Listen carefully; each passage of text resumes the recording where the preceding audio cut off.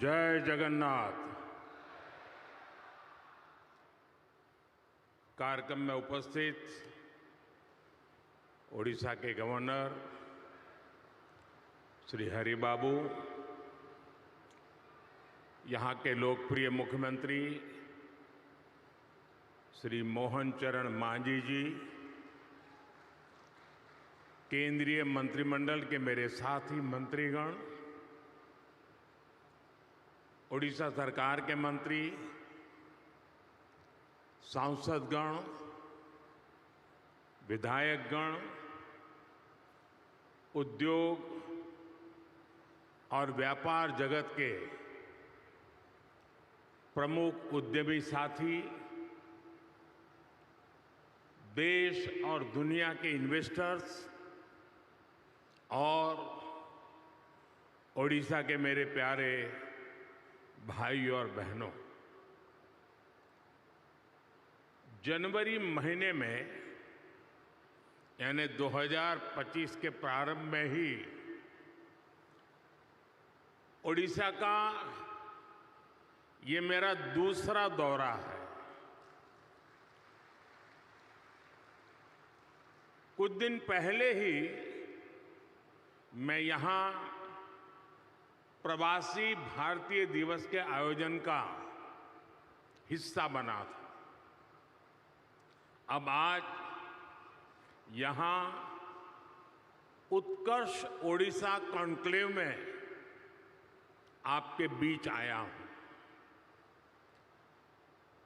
मुझे बताया गया है कि ये ओडिशा में अब तक की सबसे बड़ी बिजनेस समिट है।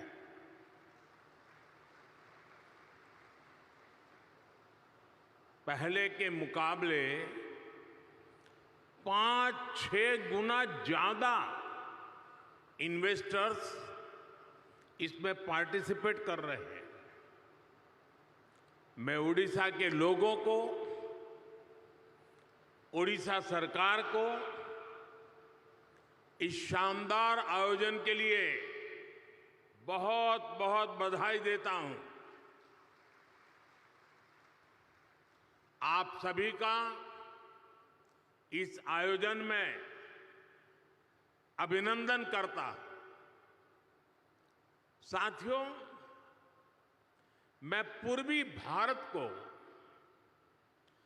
देश के विकास का ग्रोथ इंजन मानता हूं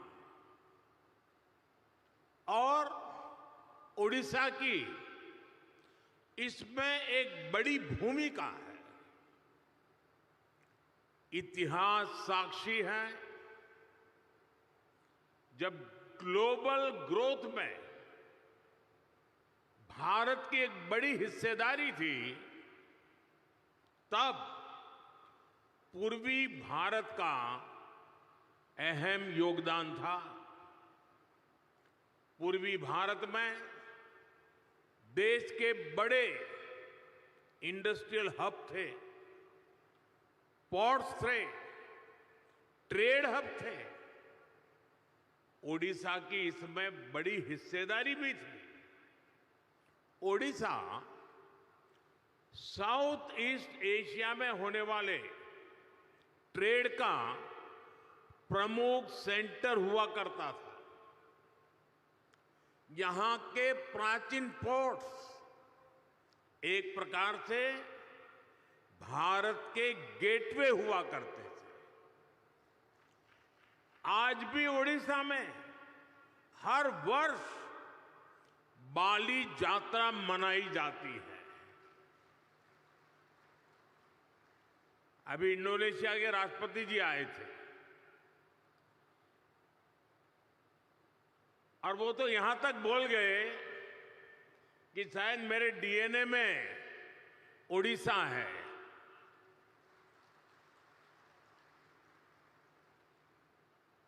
साथियों, ये ओडिशा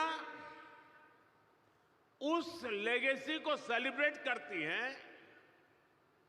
जो ओडिशा को साउथ ईस्ट एशिया से जोड़ती है।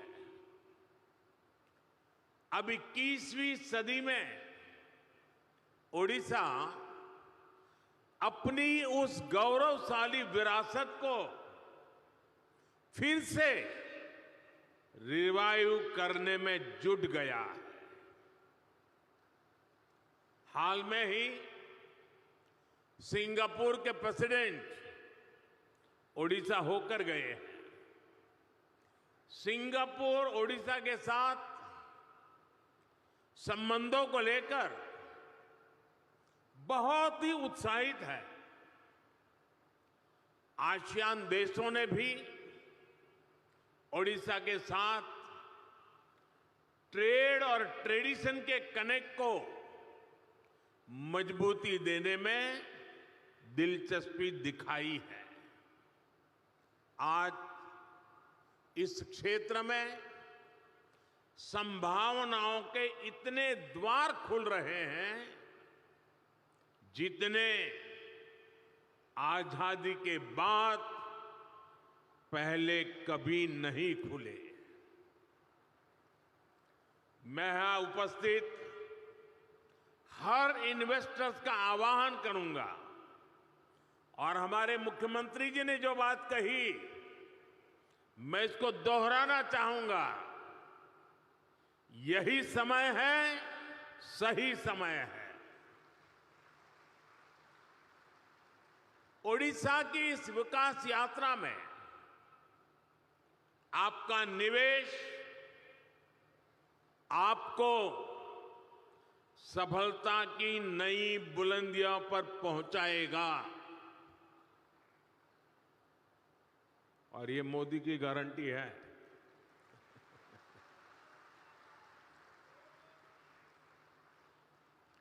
साथियों, आज भारत विकास के ऐसे पथ पर चल रहा है जिसको करोड़ों लोगों की एस्पिरेशंस ड्राइव कर रही है।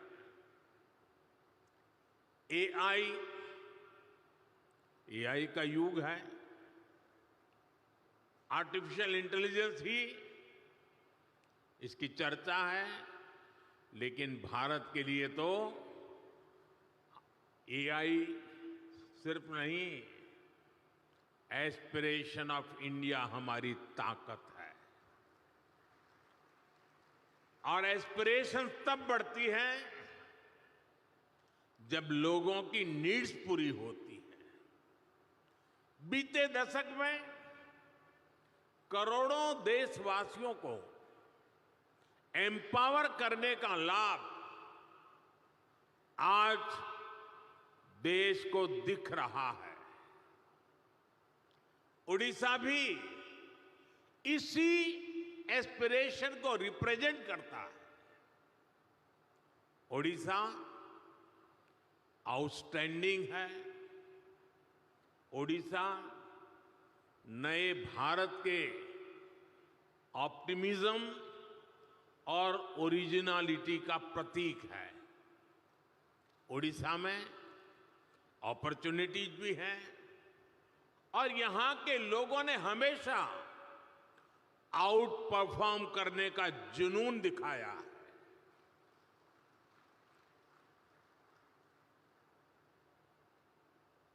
मैंने गुजरात में ओडिशा से आने वाले साथियों के कौशल, उनकी मेहनत, उनकी ईमानदारी को खुद अनुभव किया है। इसलिए आज जब ओडिशा में नए अवसर बन रहे हैं तो मेरा पक्का विश्वास है ओडिशा बहुत जल्द विकास की उस ऊंचाई पर पहुंचेगा जहां पहुंचने की किसी ने कल्पना तक नहीं की है। मुझे खुशी है कि मुख्यमंत्री मोहन चरण मांझी जी की पूरी टीम उड़ीसा के विकास को तेज गति देने में जुटी है। Food processing, petrochemical, port-lead development, fisheries, IT, edutech, textile, tourism, mining, green energy, ऐसी हर इंडस्ट्री में उड़ीसा भारत के लीडिंग राज्यों में से एक बन रहा है। साथियों, भारत आज बहुत तेज गति से दुनिया की तीसरी बड़ी इकोनॉमी बनने की तरफ आगे बढ़ रहा है। $5 ट्रिलियन इकोनॉमी का पड़ाव भी अब ज्यादा दूर नहीं है। बीते दशक में मैन्युफैक्चरिंग में भी भारत की ताकत सामने आने लगी है।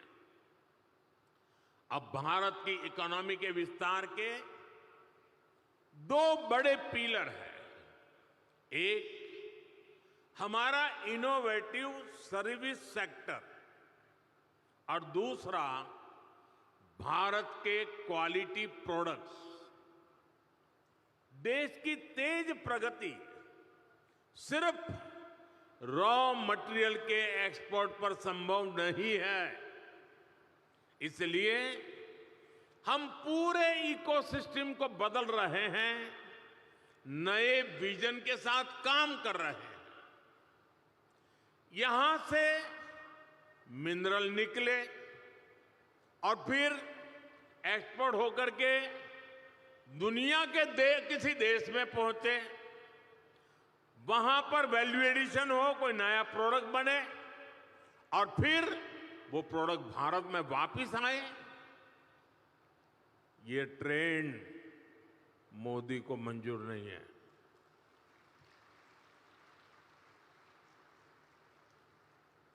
इस ट्रेंड को अब भारत बदल रहा है।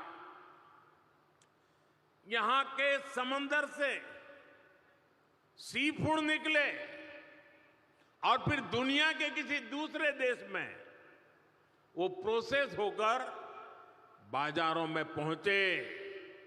ये ट्रेंड भी भारत बदल रहा है। ओडिशा में जो रिसोर्सेज हैं, उससे जुड़ी इंडस्ट्रीज भी यहीं लगे। इस दिशा में हमारी सरकार काम कर रही है। आज का ये उत्कर्ष ओडिशा कॉन्क्लेव भी इसी विजन को साकार करने का एक माध्यम है। साथियों, आज दुनिया सस्टेनेबल लाइफस्टाइल की बात कर रही है, ग्रीन फ्यूचर की तरफ बढ़ रही है। आज ग्रीन जॉब की संभावनाएं भी बहुत बढ़ रही है। हमें समय की जरूरतों और डिमांड के हिसाब से खुद को बदलना है, उसके हिसाब से ढालना है। इसी सोच के साथ ही भारत ग्रीन फ्यूचर पर, ग्रीन टेक पर इतना फोकस कर रहा है। सोलर हो, विंड हो, हाइड्रो हो, ग्रीन हाइड्रोजन हो, ये विकसित भारत की एनर्जी सिक्योरिटी को पावर करने वाले हैं। इसके लिए ओडिशा में बहुत सारी संभावनाएं हैं। आज देश में हमने राष्ट्रीय स्तर पर ग्रीन हाइड्रोजन मिशन और सोलर पावर मिशन शुरू किए हैं। ओडिशा में भी रिन्यूएबल एनर्जी से जुड़ी इंडस्ट्री को प्रमोट करने के लिए बड़े पॉलिसी डिसीजंस हो रहे हैं। हाइड्रोजन एनर्जी के प्रोडक्शन के लिए भी यहां काफी सारे कदम उठाए जा रहे हैं। साथियों, ग्रीन एनर्जी के साथ साथ उड़ीसा में पेट्रो और पेट्रोकेमिकल सेक्टर के विस्तार के लिए भी इनिशिएटिव लिए जा रहे हैं। पारादीप और गोपालपुर में डेडिकेटेड इंडस्ट्रियल पार्क्स और इन्वेस्टमेंट रीजन्स बन रहे हैं। इस सेक्टर में भी इन्वेस्टमेंट के लिए बहुत अधिक संभावनाएं हैं। मैं उड़ीसा सरकार को बधाई दूंगा कि उड़ीसा के अलग अलग रीजन की संभावनाओं को देखते हुए वो तेजी से निर्णय ले रही है, नया इकोसिस्टम विकसित कर रही है। साथियों, 21वीं सदी के भारत के लिए ये दौर कनेक्टेड इंफ्रास्ट्रक्चर का है, मल्टी मॉडल कनेक्टिविटी का है।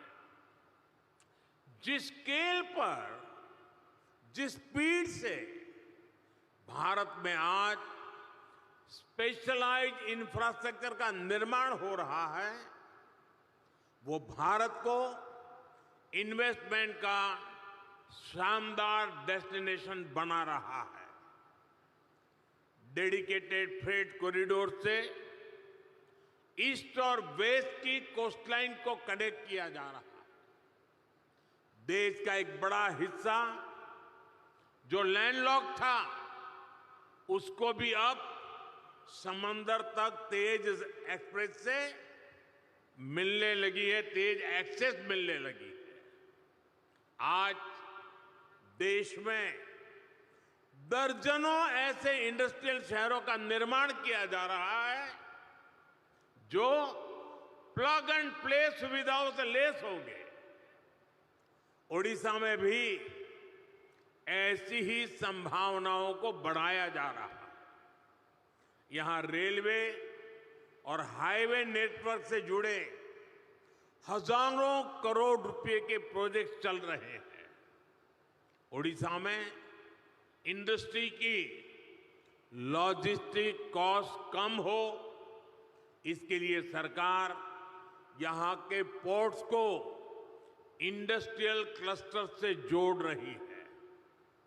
यहां पुराने पोर्ट्स का विस्तार के साथ ही नए पोर्ट भी बनाए जा रहे हैं। यानी उड़ीसा ब्लू इकोनॉमी के मामले में भी देश के टॉप के राज्यों में शामिल होने वाला है।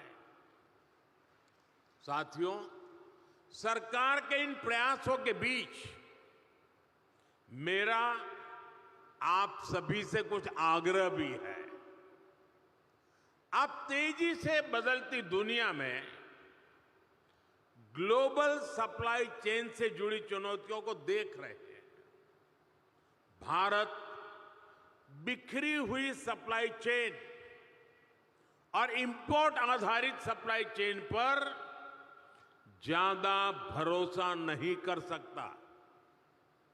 हमें भारत में ही एक ऐसी सशक्त सप्लाई और वैल्यू चेन बनानी है जिस पर वैश्विक उतार चढ़ाव का कम से कम असर पड़े। ये सरकार के साथ साथ इंडस्ट्री का भी बहुत बड़ा दायित्व है। इसलिए आप जिस भी इंडस्ट्री में हैं, उससे जुड़े एमएसएमईज को सपोर्ट करें, उनकी हैंड होल्डिंग करें। आप ज्यादा से ज्यादा युवा स्टार्टअप्स को भी सपोर्ट करें। साथियों, आज कोई भी इंडस्ट्री नई टेक्नोलॉजी के बिना ग्रो नहीं कर सकती। ऐसे में रिसर्च और इनोवेशन बहुत जरूरी है।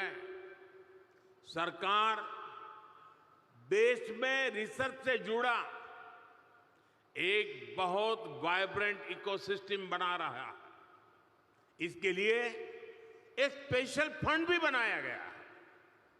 इंटर्नशिप और स्किल डेवलपमेंट के लिए एक स्पेशल पैकेज घोषित किया गया है।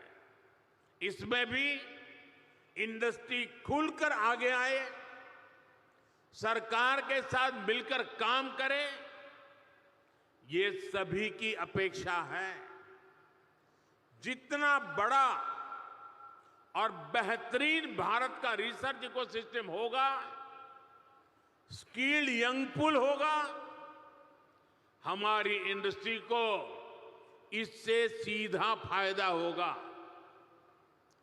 मैं इंडस्ट्री के सभी साथियों, ओडिशा सरकार से कहूंगा कि आप सभी मिलकर यहां एक आधुनिक इकोसिस्टम का निर्माण करें। एक ऐसा इकोसिस्टम जो ओडिशा के एस्पिरेशन के साथ चले, यहां के नौजवानों को नए मौके दे। इससे ओडिशा के नौजवानों को यहां पर ही जॉब्स के ज्यादा से ज्यादा अवसर मिलेंगे। ओडिशा समृद्ध होगा, ओडिशा सशक्त होगा, ओडिशा का उत्कर्ष होगा। साथियों, आप सभी दुनिया भर में जाते हैं, दुनिया भर के लोगों से मिलते हैं। आज दुनिया में भारत को जानने समझने की उत्सुकता आप चारों तरफ अनुभव करते हैं। भारत को समझने के लिए ओडिशा एक बेहतरीन डेस्टिनेशन है। यहां हजारों वर्ष की हमारी हेरिटेज है, हिस्ट्री है। आस्था, आध्यात्म, घने जंगल, पहाड़, समंदर, हर चीज के दर्शन एक ही जगह पर होते हैं। ये राज्य विकास और विरासत का अद्भुत मॉडल है। इसी भाव के साथ ही हमने G20 के कल्चर से जुड़े इवेंट उड़ीसा में रखे थे। कोणार्क सन टेम्पल के चक्र को हमने G20 के मेन इवेंट का हिस्सा बनाया था। उत्कर्ष ओडिशा में हमें ओडिशा के इस टूरिज्म पोटेंशियल को भी एक्सप्लोर करना है। यहां की 500 किलोमीटर से लंबी कोस्टलाइन, 33% से ज्यादा का forest cover, eco tourism, adventure tourism की अनंत संभावनाएं आपका इंतजार कर रही है। आज भारत का फोकस है वेट इन इंडिया। आज भारत का मंत्र है हील इन इंडिया। और इसके लिए ओडिशा का नेचर, यहां की प्राकृतिक सुंदरता बहुत मददगार है। साथियों, आज भारत में कॉन्फ्रेंस टूरिज्म का भी बहुत पोटेंशियल बन रहा है। दिल्ली में भारत मंडपम और यशोभूमि जैसे वेन्यू, इसके बड़े सेंटर बन रहे हैं। भुवनेश्वर में भी बहुत बढ़िया कन्वेंशन सेंटर का लाभ मिल सकता है। इसी से जुड़ा एक और नया सेक्टर कंसर्न इकोनॉमी का है।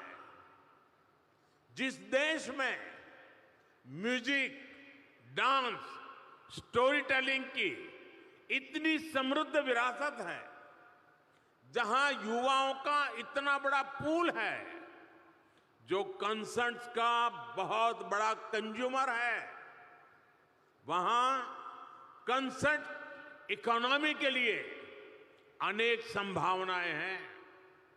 आप देख रहे हैं कि बीते 10 सालों में लाइव इवेंट्स का चलन और डिमांड दोनों बड़े हैं। पिछले कुछ दिनों में आपने मुंबई और अहमदाबाद में हुए कोल्ड प्ले कॉन्सर्ट की शानदार तस्वीरें देखी होगी। ये इस बात का प्रमाण है कि लाइव कॉन्सर्ट्स के लिए भारत में कितना स्कोप है। दुनिया के बड़े बड़े कलाकार, बड़े बड़े आर्टिस्ट भी भारत की तरफ आकर्षित हो रहे हैं। कंसर्ट इकोनॉमी से टूरिज्म भी बढ़ता है और बड़ी संख्या में जॉब्स क्रिएट होती है। मेरा राज्यों से, प्राइवेट सेक्टर से आग्रह है कि कंसर्ट इकोनॉमी के लिए जरूरी इंफ्रास्ट्रक्चर पर फोकस करें, जरूरी स्किल्स पर फोकस करें। इवेंट मैनेजमेंट हो, आर्टिस्ट की ग्रूमिंग हो, सिक्योरिटी और दूसरे इंतजाम हो, इन सभी में नई संभावनाएं बन रही है। साथियों, अगले महीने ही भारत में पहली बार वर्ल्ड ऑडियो विजुअल समिट यानी वेव्स होने वाली है। ये भी एक बहुत बड़ा आयोजन होगा। ये भारत की क्रिएटिव पावर को दुनिया में नई पहचान दिलाएगा। राज्यों में इस तरह के इवेंट से भी जो रेवेन्यू जनरेट होता है, जो परसेप्शन बनता है, वो भी इकोनॉमी को आगे बढ़ाता है। और ओडिशा में भी इसकी बहुत संभावनाएं हैं। साथियों, विकसित भारत के निर्माण में ओडिशा की बड़ी भूमिका है। ओडिशा वासियों ने समृद्ध ओडिशा के निर्माण का संकल्प लिया है। इस संकल्प की सिद्धि के लिए केंद्र सरकार की तरफ से हर संभव सहयोग मिल रहा है। ओडिशा के प्रति मेरा स्नेह आप सब भली भांति जानते हैं। प्रधानमंत्री के तौर पर ही मैं यहां करीब करीब 30 बार आ चुका हूं। आजादी से अब तक जितने प्रधानमंत्री होंगे वो सब मिलाकर के जितनी बार आए होंगे उससे मैं ज्यादा बार ओडिशा आया हूं। ये आपका प्यार है। यहां के ज्यादातर जिलों में जा चुका हूं। मुझे ओडिशा के सामर्थ्य पर भरोसा है, यहां के लोगों पर भरोसा है। मुझे विश्वास है कि आप सभी साथियों का इन्वेस्टमेंट आपके बिजनेस और ओडिशा के उत्कर्ष दोनों को नई ऊंचाई देगा। मैं फिर एक बार इस शानदार आयोजन के लिए पूरे ओडिशा वासियों को, यहां की सरकार को बहुत बहुत बधाई देता हूं, धन्यवाद देता हूं। और जो महानुभाव उड़ीसा में संभावनाओं को तलाश रहे हैं, मैं उनको विश्वास दिलाता हूं, उड़ीसा सरकार और भारत सरकार पूरी ताकत से आपके साथ खड़ी है। फिर एक बार आप सबको बहुत बहुत शुभकामनाएं, बहुत बहुत धन्यवाद।